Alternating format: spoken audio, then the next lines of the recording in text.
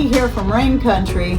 God is good all the time. Well, I'm here for another video on the benefits of, and I have a whole bunch of these videos of different herbs and other types of foods, spices like I'm covering today, which is going to be cumin, sometimes pronounced cumin or cumin. Really excited to do this one. I love cumin. And so anyway, if you'd like to see more of these videos, even though I have playlists on Rumble, I had to separate them into two different parts because Rumble doesn't allow over like 65 videos in a single playlist. But my playlist, my full playlist is well over 100. I can't remember how many. And here's yet another one. And if you'd like to learn more about different herbs, spices, and other such, seeds and more, and their health benefits, please check out that playlist and just scroll through there, and you may find a lot of other things you might be interested in learning more about, such as black seed or poppy seed or coconut oil or whatever else I've got in there, even cream of tartar, all kinds of good stuff in that list. So anyway, let's get to this one. Now, one thing I did learn, I didn't know, is that cumin is in the carrot family. So it's very closely related to dill, lovage, and celery, and several other such herbs, and carrots, obviously. And you know that as soon as you see pictures of the plant, and you're like, oh, that looks like it's got to be in the carrot or dill family. Oh, they're both in the same family. So that explains it, because the leaves to me look a lot like dill and the flowers remind me a lot of carrot. So anyway, I have tried growing cumin before. I may have to try again. It sprouted, but didn't do well for me. So I'd like to try again. But when you look at the seeds look a lot like caraway. And of course, caraway is also in that same family. Let's talk about the benefits, and then we'll get to some of the uses. Like so many of your culinary herbs and spices, it's really, really great for your digestive health. So just in general, it's going to help promote good digestion. For those of you who need a little more iron in your diet, cumin is high in iron. And any of your foods that are high in iron are going to be the best way, if you're iron deficient, to get your iron. Even if you're like me and you're the opposite of iron deficient, getting iron naturally in the foods that they're in is far less harmful or an issue, if harmful at all, because I never have issue with the iron when it's naturally occurring in foods than if I was prescribed iron tablets, and those will make me very, very sick. It's also high in your antioxidant terpenes, flavonoids, alkaloids, and phenols. So I want to bring up this word again, terpenes. Terpenes, you're going to find a lot of those in things like rosemary, oregano, pine, and so on. And that is where the certain substance I'm not allowed to talk about on YouTube, but is the video I did on it several years back is pinned to the top of my Rumble channel in the video section. That's why it has that name, because that particular substance that comes from pine is high in terpenes. So these different components of your various herbs, the alkaloids, the terpenes, the phenols, and the flavonoids, are antioxidant and provide so many great health benefits. If you have issues with blood sugar, be you're hyperglycemic or diabetic, cumin can help balance that out to control your blood sugar levels. It can also help balance your cholesterol levels. Remember, balance is the key. Not so much how high or low your cholesterol is, but the proper balance. It can also help promote weight loss and fat reduction. And this one was really interesting to me. It was the first time I've ever read this on any herb. I'm sure there's more like this, but it can reduce the risk of foodborne illnesses. So, wow, very cool. And another one I found very interesting is it can actually help with people who have addictions, like any kind of drug addictions or addictive behavior. It is a natural anti-inflammatory and will boost your immune health.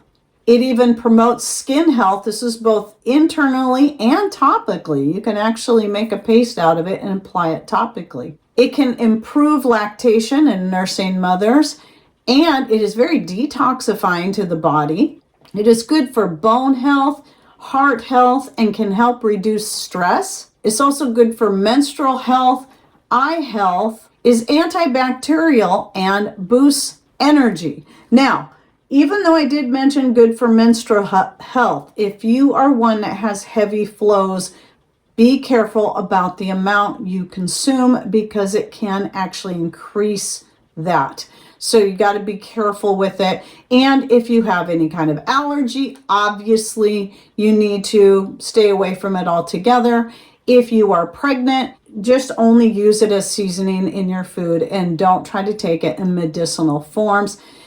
And that pretty much applies to a lot of stuff. There's a lot of things that if you're unsure about and you're pregnant, if it's a seasoning or a culinary herb that has medicinal properties, just look at using it only for its culinary purposes rather than medicinal purposes until you know for certain if it's safe to take during pregnancy. Now, as I say with any herb, spice, whatever that you're looking at taking medicinally, if you're on any kind of medication, you always need to do your own research to find out, is this safe to take in medicinal amounts if I'm on this particular medication? Now, for the sake of cumin, blood thinners are one of those that you don't want to combine the two. And now let's talk a little bit about some uses. So right here, I have my, well, we call it popcorn seasoning. I use it on other things, but it mostly gets used as popcorn seasoning because I got these great little